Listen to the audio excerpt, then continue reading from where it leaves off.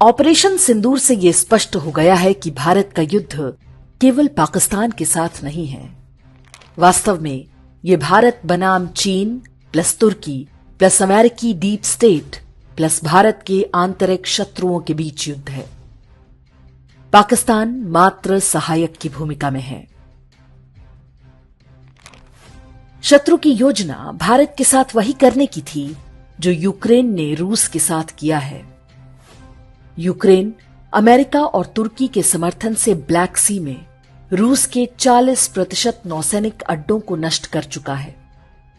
जो युद्ध रूस जैसी महाशक्ति के लिए 2-4 दिन का मामला लगता था, वो 3 साल से अधिक समय से जारी है। अब तक रूस के लगभग 70,000 सैनिक मारे जा चुके हैं।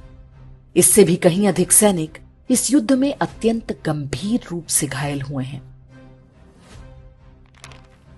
अमेरिका, ब्रिटेन, तुर्की और नाटो के सदस्य इस युद्ध को पर्दे के पीछे से लड़ रहे हैं। पाकिस्तान ने भी उस युद्ध में अपना काफी हथियार और गोला बारूद भेजा। सामरिक रूप से देखा जाए तो रूस विजयी लगता है, लेकिन उसने इस युद्ध की जो कीमत चुकाई है वो बहुत अधिक है। रूस की पूरी युवा पीढ़ी खप रही है। उसके ही भाई समान देश यूक्रेन के लोगों को प्यादे की तरह प्रयोग किया जा रहा है।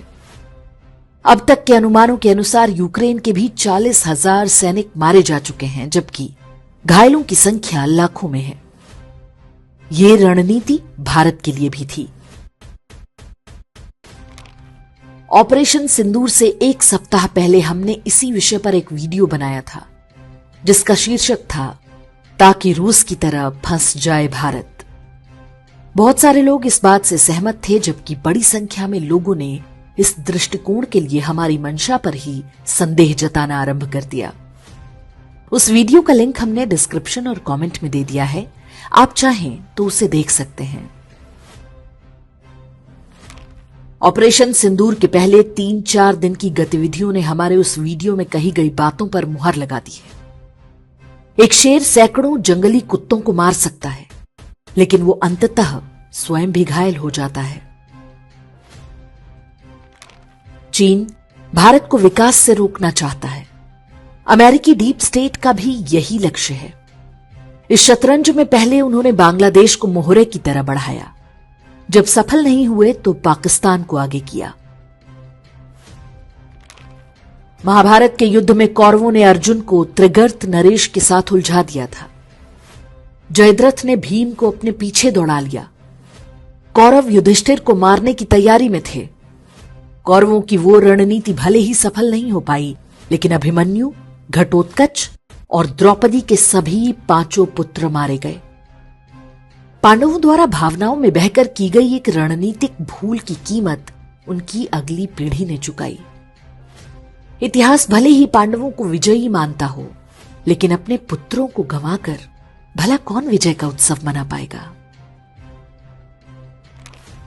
नरेंद्र मोदी के शासनकाल में भारतीय सेना ने जो कारनामे किए हैं, उनकी छाप भारतीय इतिहास में सदियों तक देखने को मिलेगी।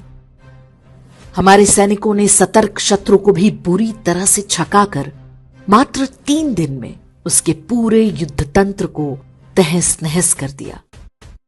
इन वीरों को अपना आशीर्वाद दें। उन्होंने पूरे विश्व को विस्मय में डाल दिया है। उनके इस युद्ध कौशल ने हमें रूस की नियति को प्राप्त करने से बचा लिया। हम इजराइल की हालत में जाने से भी बच गए, जो आज तक हमास के आतंकवादियों से लड़ रहा है, जिसमें उसके हर प्रकार के संसाधन की क्षति हो रही है।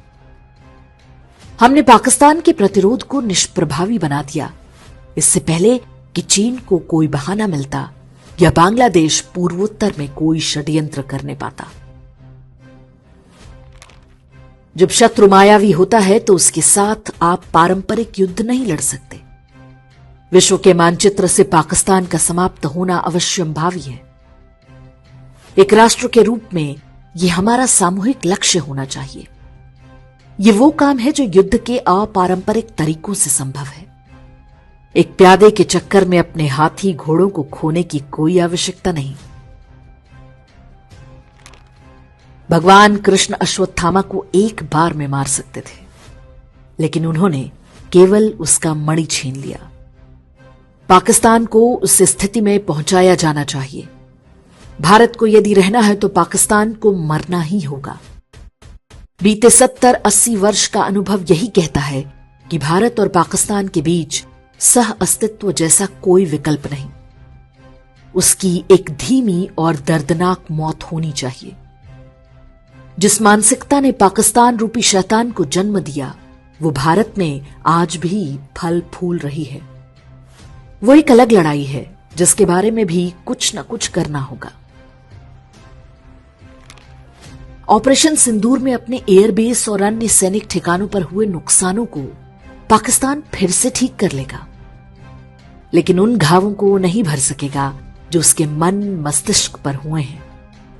वो पहले से अधिक असुरक्षित और डरा हुआ होगा। उसके घावों को सड़ते और रिश्ते हम अपने जीवन काल में ही देखेंगे। पाकिस्तान का अंत ही उसके प्रत्यक्ष और अप्रत्यक्ष सहयोगियों की हार होगी।